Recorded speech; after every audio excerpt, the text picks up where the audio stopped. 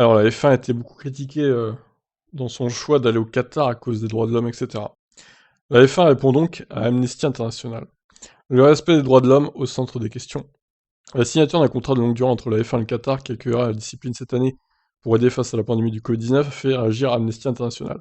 En effet, le Qatar s'ajoute à la liste des pays peu démocratiques que visite la F1. Aujourd'hui, 7 d'entre eux sont hors du top 100 des pays les plus démocratiques du monde. Ce qui fait réagir puisque la discipline a lancé We Race as One, une initiative qui est considérée comme aujourd'hui comme du sport washing, le fait de laver l'image d'un pays grâce à des compétitions. Il y avait le greenwashing, maintenant il y a le sport washing magnifique.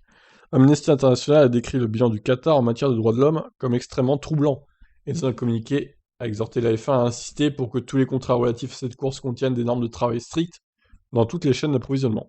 Le communiqué de presse ajoute que les pilotes et leurs équipes doivent être prêts à s'exprimer sur les droits de l'homme au Qatar avant la course, afin de rompre le charme du lavage sportif et de la gestion de l'image. La F1 a tenu à réagir à cette déclaration d'Amnesty International, assurant, comme après l'annonce de l'Arabie Saoudite, que les droits de l'homme sont une priorité. Depuis des décennies, la Formule 1 s'efforce d'être une force positive partout où elle court, en apportant notamment des avantages économiques, sociaux et culturels.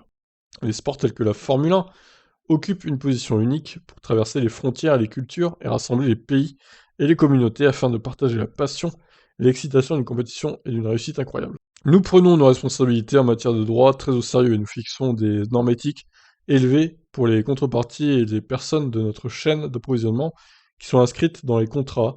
Nous sommes très attentifs à leur respect. Ouais, bon, pas sûr de tout ça quand même, hein. On peut aussi parler du Grand Prix d'Arabie Saoudite, qui est pas non plus un pays très démocratique quand même, qui n'a toujours pas fini de construire son circuit à moins de 2 mois à 2 mois de la course. On peut se demander dans quelles conditions les travailleurs vont devoir finir ce circuit à toute vitesse là. Bon, beaucoup de questions hein, pour ces pays un peu borderline au niveau démocratie. Je vous laisse réagir. Ciao ciao.